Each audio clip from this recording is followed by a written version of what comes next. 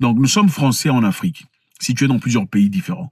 Nous sentons qu'on nous chasse. On veut maintenant changer les histoires. Bon, écoutez, on va essayer de réinventer un peu la situation dans un format gagnant-gagnant, de sorte que vous en bénéficiez, on bénéficie aussi. Ce n'est plus ce que c'était dans le passé. Est-ce une réalité ou de la manipulation?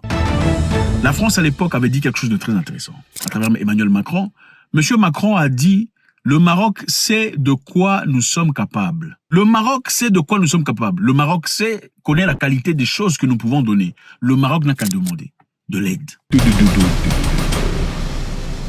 4 ressortissants français détenus au Burkina Faso viennent d'être libérés par le Burkina Faso à la suite d'une médiation faite par le Maroc. Congratulations, bravo. Le Burkina Faso vient de libérer des ressortissants français qui étaient arrêtés pour espionnage. Il faut dire que la DGSE au départ avait déclaré qu'ils n'étaient pas espions, et que ce n'était pas vrai, c'était du n'importe quoi. Mais cette fois-là, évidemment, pour les libérer, il faudrait reconnaître qu'ils ont été espions avant de les libérer. C'est intéressant parce que c'est une histoire que beaucoup de personnes ne voient pas. Et on va essayer de voir les leçons qu'on tire là. Dans la vie, quand tu te fais respecter, le monde te respecte. On ne t'achète qu'au prix auquel tu te vends. Le respect est très essentiel, un respect personnel. Quand tu dis non, c'est non. Tu dis pas non ensuite oui, parce que les choses ont changé ou parce que... Non, il y a des choses pour lesquelles on ne change pas. C'est vrai qu'il y a des éléments dans lesquels on peut un peu changer ici et là, mais les choses fondamentales de la vie, les principes ne se changent pas. Donc ces 4 ressortissants français détenus au Burkina Faso, depuis 1 an maintenant, ont été libérés à la suite d'une médiation par le Maroc. Cela a été annoncé par la France et le Maroc en mettant un différend politique à côté. Le chef du renseignement extérieur français de la DGSE n'a jamais reconnu que ces personnes étaient espions. Mais là, évidemment, il a fallu que l'on le reconnaisse. Un porte-parole de l'armée française l'a dit. Mais bon, c'est comme ça. Ils étaient détenus à Ouagadougou depuis 2023. La présidence française a indiqué dans un communiqué que Emmanuel Macron avait remercié le roi du Maroc. Je vous rappelle ici que le Maroc et la France ont eu des sérieux problèmes depuis 3 ans. Je ne sais pas si vous vous en souvenez. À un moment donné, d'ailleurs, le Maroc traversait un moment vraiment difficile.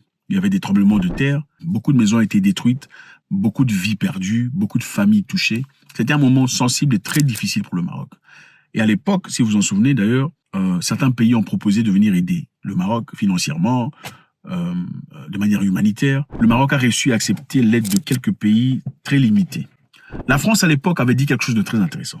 À travers Emmanuel Macron, Monsieur Macron a dit: le Maroc sait de quoi nous sommes capables. Nous avons mobilisé l'ensemble des équipes techniques de sécurité pour pouvoir intervenir quand les autorités du Maroc le jugeront utile. Et en tout cas, nous sommes mobilisés, les échanges se font entre ministres et techniciens. Et nous avons ce matin mobilisé la Banque mondiale, le FMI, l'Union européenne et l'Union africaine. Le Maroc connaît la qualité de choses que la France peut pourvoir. Le Maroc n'a qu'à demander si le Maroc a besoin d'aide. À la seconde où cette aide sera demandée, elle sera déployée et nous nous tenons prêts. Maintenant, c'est évidemment aux autorités marocaines d'en décider. Vous avez entendu ça? Donc, le Maroc sait de quoi nous sommes capables. Le Maroc connaît la qualité des choses que nous pouvons donner. Le Maroc n'a qu'à demander de l'aide. Donc, parlez à une personne que vous respectez.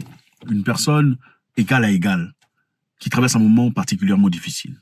Perd sa maison, par exemple, à travers un incendie, perd ses parents, ses enfants, quelque chose, et a besoin d'aide. Diriez-vous à vos amis à haute voix que mon ami sait de quoi je suis capable. Mon ami connaît la qualité de choses que je peux pourvoir. Mon ami n'a qu'à demander de l'aide. Tu ne le ferais pas, n'est-ce pas? Parce que c'est salissant, c'est déshonorant, c'est défiant. Le roi marocain a dit non, que la France garde son aide. Nous n'en avons pas besoin. Ok, monsieur Macron a essayé d'arranger. Ah non, nous sommes prêts à venir. Il a gardé votre aide. On n'en a pas besoin. C'est évidemment à Sa Majesté le Roi et au gouvernement du Maroc, de manière pleinement souveraine, d'organiser l'aide internationale. Et donc nous sommes à disposition de leur choix souverain. C'est depuis la première seconde ce que nous faisons de manière tout à fait normale. Et donc je souhaiterais que toutes les polémiques qui viennent diviser, qui viennent compliquer les choses dans ce moment qui est déjà si tragique, puissent se taire par respect pour toutes et tous. Nous sommes à vos côtés aujourd'hui. Nous sommes aussi à vos côtés en finançant des associations qui interviennent depuis le premier jour sur le terrain et nous continuerons de le faire. Je les verrai d'ailleurs moi-même dans quelques jours. Et nous serons là dans la durée, sur le plan humanitaire, sur le plan médical, pour la reconstruction, pour l'aide aussi culturelle et patrimoniale, dans tous les domaines où le peuple marocain et ses autorités considéreront que nous sommes utiles. Et le roi a procédé à donner 20 000 $, si on compte bien, à chaque famille qui avait perdu sa maison, pour reconstruire, pour rétablir. Il n'est pas parti pleurnicher à l'OMS demandant de l'aide ou à des organisations non gouvernementales pour venir à l'aide. Il s'est assuré de ne pas faire ça. Il a apporté de l'aide à sa population, lui seul, le roi de Maroc. Et c'est ça, l'honneur. C'est ça, la carrure d'un homme. Savoir se faire respecter. Le monde ne respecte que ceux qui se respectent. Ok? Si vous partez chez une personne importante, demandez. Il y a de fortes chances qu'on ne vous donne pas. Par rapport à celui qui y va sans demander, dit au revoir. Écoutez. Nous sommes une fois partis voir un gouverneur dans un pays africain. J'avais été invité. Arrivé chez le gouverneur, il y a eu avec moi des gens qui lui demandaient. Ok, j'ai entendu. Ah, monsieur, comment dire, excellence ou machin, comment vous les appelez, peu importe. Nous sommes ici en problème, machin, histoire. Le gouverneur, en fin de discussion, n'a rien dit à ces personnes-là. À moi, il a donné 10 000 $. Bon, c'était 9 950 ou quelque chose comme ça. Et il ne m'a pas donné à moi directement. Hein. Il a compté 9 900 et quelques $. Il a donné à un monsieur qui était à côté de moi. Le monsieur qui m'accompagnait. Il dit, champion, je sais que toi, tu n'en as pas besoin. Hein. Voilà, je sais que ça, c'est rien pour toi. Voilà, tu vas essayer de acheter le carburant. Mais les gens qui lui demandaient de l'argent, il n'a rien donné. Vous voyez un peu? Non, on donne à celui... Voilà pourquoi on dit à celui qui a, on va rajouter davantage. Et à celui qui n'a pas, on retirera même le peu qu'il a. Le respect s'accorde là où le respect se reflète. La banque ne contacte que... Avez-vous déjà posé la question de comprendre? Pourquoi quand on n'a rien, on va demander de l'argent à la banque? La banque ne te donne pas. Mais celui qui a de l'argent n'a même pas besoin d'aller à la banque. C'est la banque qui appelle. Bonjour, monsieur Mouikassa. Comment allez-vous? Hein? Nous avons ceci et cela à vous proposer. Qu'est-ce que vous en pensez? C'est ça la vie. Le Maroc a refusé de demander. Et le respect s'est rétabli. Le Maroc et la France ont traversé un moment difficile pendant 3 ans. Qu'est-ce qui s'est passé? À l'époque, la France a accusé le Maroc d'espionner sur le président. Espionnage. Ils avaient accusé le Maroc d'utiliser le logiciel Pegasus du pays qu'on ne nomme pas, qu'on ne cite surtout pas, pour espionner Emmanuel Macron. Cet espionnage avait bel et bien été confirmé, mais après, ça a créé des tensions entre le Maroc et la France. Le Maroc l'a fait parce que la France avait soutenu l'État des Sahara. Voilà l'État des Sahara ici. Cet espace est réclamé par le Maroc. Donc le Maroc dit que cet État leur appartient. La France avait ouvertement, à travers M. Macron, donné son soutien à l'État des Sahara. Et les Marocains étaient furieux par rapport à ça. Et aussi, la France avait accusé le Maroc de ne pas vouloir récupérer ces immigrants qui sont illégaux en France. Et ce cocktail de problèmes a créé une histoire sordide entre les deux pays. Mais le Maroc est resté dans sa position. Première chose qu'on remarque ici, en restant dans sa position, la France est rentrée. La France est rentrée demander de l'aide, disant « Nous savons que vous coopérez bien avec le Burkina Faso. Est-ce que vous pourriez parler avec le gouvernement burkinabé afin que nous récupérions nos ressortissants français qui sont arrêtés depuis 1 an, après avoir admis qu'ils étaient espions ?» Vous voyez le niveau de respect. On peut demander de l'aide qu'à une personne qu'on respecte. Le Burkina Faso avait été sujet à des sanctions françaises, entre parenthèses. C'est-à-dire, la France vient en Afrique sous prétexte d'aider les Africains à combattre le terrorisme, d'aider les Africains à travers des ONG et tout le bazar. Mais c'est quand même bizarre de réaliser une chose. Vous êtes censé aller en Afrique pour aider les Africains. Les Africains ne veulent plus de vous, ou vous demandent de quitter. Mais vous envoyez des espions? Attendez, c'est vous qui aidez les Africains. C'est vous qui leur donnez des choses. Pourquoi enverrez-vous des espions pour étudier des gens qui ont besoin de vous? Non, c'est eux qui ont besoin de vous, non? Ils disent au revoir. Pourquoi vous ne partez pas faire autre chose? Pourquoi vous envoyez des espions pour voir? À moins que nous ne sachions pas qui est en train d'aider qui en réalité. Parce que si c'est vous qui aidez, alors pourquoi vous inquiétez? Partez. Vous voyez un peu. Ça, c'est une histoire qu'il faut comprendre.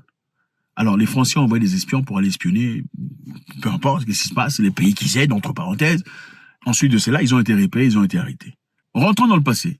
Le Burkina Faso avait demandé aux militaires français de quitter. Nous sommes remontés contre la France impérialiste, oligarchique, sauvage, barbare. Après avoir passé plusieurs années à combattre le terrorisme, sans effet positif, le Burkina Faso a décidé de prendre en main leur propre vie. Après cela, il y a eu beaucoup de différends entre le Burkina Faso et la France.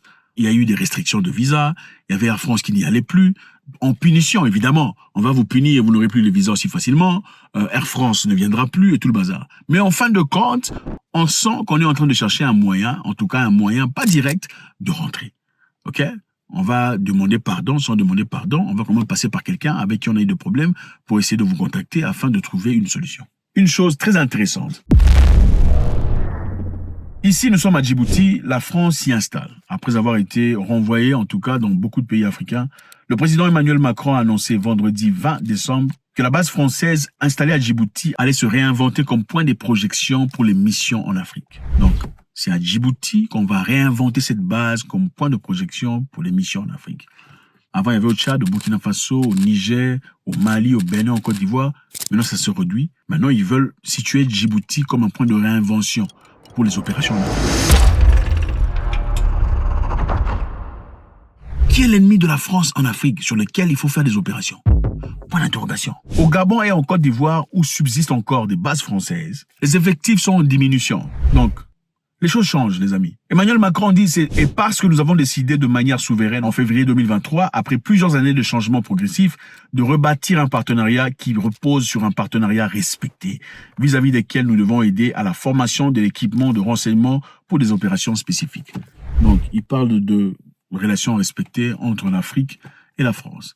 Est-ce vraiment une question de respect ou une question de nous sentons ici que nous perdons du terrain? Il faut savoir réinventer les choses pour que ça donne une impression nouvelle. C'est un peu comme on voulait faire du franc CFA l'éco, non? Oh non, on va éradiquer le franc CFA, ça deviendra éco. Mais en réalité, ce sont les mêmes personnes qui contrôlent l'argent. Donc, nous sommes Français en Afrique, situés dans plusieurs pays différents. Nous sentons qu'on nous chasse. On veut maintenant changer les histoires. Bon, écoutez, on va essayer de réinventer un peu la situation dans un format gagnant-gagnant, de sorte que vous en bénéficiez, on bénéficie aussi. Ce n'est plus ce que c'était dans le passé. Est-ce une réalité ou de la manipulation? Faites-moi savoir ce que vous en pensez, c'est toujours avec beaucoup de plaisir. God bless.